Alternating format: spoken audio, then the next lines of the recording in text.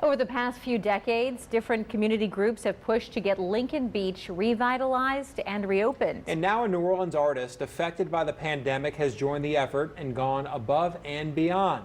Kim Holden introduces us to this month's Fox 8 Great Neighbor. So I just was like, I got to reinvent myself. So Reggie Ford is well known for his colorful artwork. For the last decade and a half, you could find him on the edge of Jackson Square, exuding the spirit of New Orleans. I'm actually a full-time artist. I'm a member of the Dutch Alley Artist Co-op. But when the coronavirus pandemic shut down tourism, Ford knew he had to do something to make a difference and stay busy. He set his sights on a long neglected and secluded area that's been shut down for decades. Hot day today.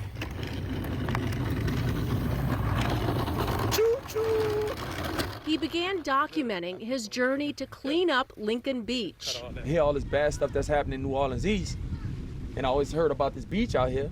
I said, I need to go out there and pick up litter.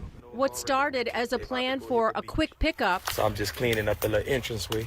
turned into a several months-long adventure. You know, trying to do my thing, you know. I ain't doing nothing today, I'm chilling.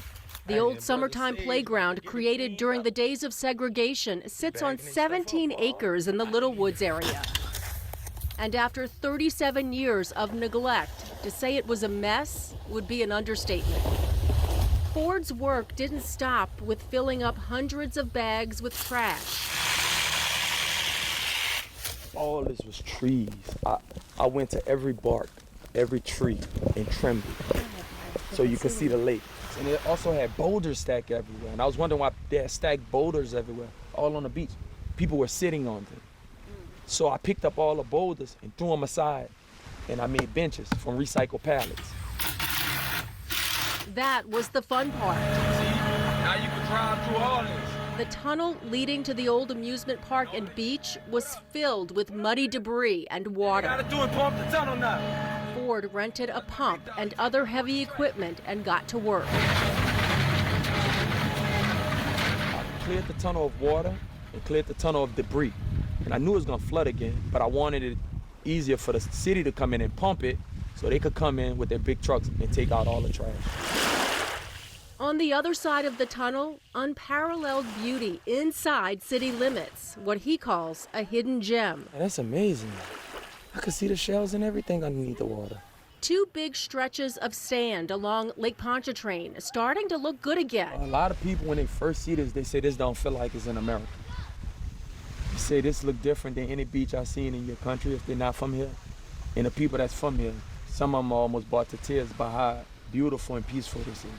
The city makes it very clear Lincoln Beach is closed to the public, although some have been finding a way in to soak in the serenity. It's very unsafe, but you have to do what you have to do to see what you want to see.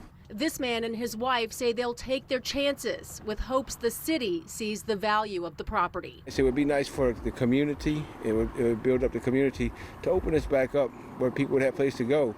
The Pontchartrain Beach is closed, this is closed, Six Flags is closed, there's nothing for the families to do. Which is exactly why Reggie Ford also took his chances and spent some of his own money to jumpstart the restoration. My goal is to keep this for the people and keep this property under the possession of New Orleans and help develop it. This Fox 8 Great Neighbor is banking on the city working with the community to finally finish the job. A beach in New Orleans. If you got a beach in New Orleans, where else you got to go in the world? Kim Holden, Fox 8 Local First.